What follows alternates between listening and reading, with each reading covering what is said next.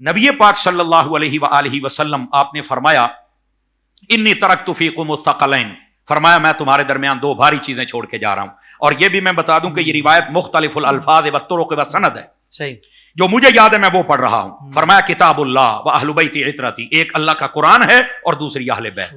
फरमाया ये दो चीजें मैं छोड़ के जा रहा हूं। यहां पर भी हुजूर कईयों को उलझन होती है। देखो भाई मौलाना बयान तो कर रहे हो, पढ़ना आज ये मसला भी कौम को बता के जाओ। क्या हुजूर ने फरमाया एक है कुरान और एक अहले बैत है, बस ये दे। सहाबा का तो नाम ही नहीं लिया और तुम बार बार जोर देते हो सहाबा सहाबा सहाबा, इतना जोर देते हो। मैंने कहा बच्चे यही तो तुम्हें एक मसला है जो समझ नहीं आता। देखिए नबी पाक सल्लल्लाहु अलैहि वसल्लम क़यामत तक के लिए नुस्खा हिदायत तजवीज फरमा रहे हैं, क़यामत तक के लिए।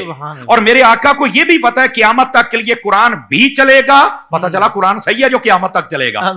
और दूसरी बात यह भी पता था कि मेरी जो नस्ल पाक है वो भी क़यामत तक चलेगी। सहाबियत का सिलसिला चूंकि नस्ल दर नस्ल नहीं होता, पता था कि ये खत्म हो जाएगा। ठीक है, ये तो दीदारे मुस्तफा से बनते हैं, ना बड़े घर में पैदा होने से बनते हैं, ना ताकत से बनते हैं, ना दौलत से बनते हैं, ना जंगों से बनते हैं, ना रियाजत से, ना इबादत से। ये तो मुकद्दरों से बनते हैं, नसीबों से बनते हैं कि जो हुजूर सल्लल्लाहु अलैहि वसल्लम की सोहबत इख्तियार फरमाएं। और अगर मुमकिन हो सके तो दीदार करें, क्योंकि नाबीना से अभी भी होते हैं, वो दीदार नहीं कर सकते तो सोहबत इख्तियार कर लेते हैं। और ईमान पे खात्मा हो तो सियाबी कहा जाता है।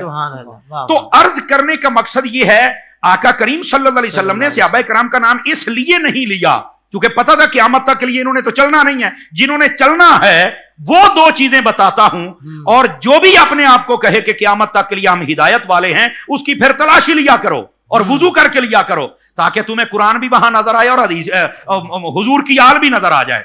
तो मैंने कहा अगर यही बात है, मेरे पास तो दो सैयदजादे बैठे हुए हैं, तो जो बंदा भी मैदान में आना चाहे बिस्मिल्लाह आप आ सकते हैं। खुदा की कसम हमारी आंखें भी खुली हैं, हमारा सीना भी खुला है, हमारा दिलो दिमाग भी खुला है। आप सिर्फ तलाशी दे दें। आपके पास क्या है? अहले बैत। मैंने कहा कुरान दिखा। कहता नहीं वो नहीं है। तो मैंने कहा अहले बैत तो नेज़ों में चढ़ के पढ़ती, तेरे पास क्यों नहीं है? अल्लाह। तो जब तलाशी ली तो एक चीज मिली, दूसरी नहीं मिली। तो मैंने कहा जरा सोच के आ। मैं अभी ये नहीं कहता कि तू फारिग है,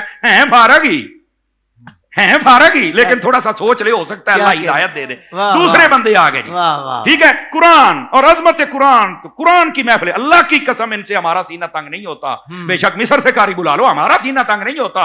लेकिन हम कहते हैं मेरी जान कुरान की महफिल है, तो करबला के कारी कुरान की महफिल क्यों नहीं होती है? हुसैन की महफिल क्यों नहीं होती है? अली की महफिल क्यों नहीं होती है? सैयदा की क्यों नहीं होती है? हसन मुज्तबा की क्यों नहीं होती है? हमें भी तो बताओ ना, आले रसूल के नाम। तो पता चला जब तलाशी ली ना हजरत, यकीन करें एक के पास से कुरान निकला तो अहले बैत नहीं निकली, और कई ऐसे निकले जिनके पास अहले बैत निकली, कुरान नहीं निकला। मैं रब्बे काबा की कसम उठा के कहता हूं, एक सुन्नी ऐसा निकला जिसके एक हाथ में दामन कुरान का है और दूसरे हाथ में दामन मुस्तफा की आले पाक का। तो ये हदीस पाक बाबे फजाइल में तो है ही है। ये मैं समझता हूं बाबे अकायद का एक वो रोशन मीनारा है कि जिसने हमारे सारे रास्ते खोल दिए। तो इस वास्ते हमारे हाथ में दामन कुरान भी होना चाहिए और दामन अहले बैत भी होना चाहिए। हुजूर ने फरमाया मैंने दो चीजें दे दी हैं, इनको थामे रखोगे तो गुमराह नहीं होगे। अल्लाह का फजल है, हमारे पास कुरान भी है, अहले बैत भी है, अल्लाह की रहमत है, हम कभी गुमराह भी नहीं होंगे। वो तलाशी करें जिनके पास चीजें कोई नहीं, टेंशन उनको लेनी चाहिए। अल्लाहू अकबर।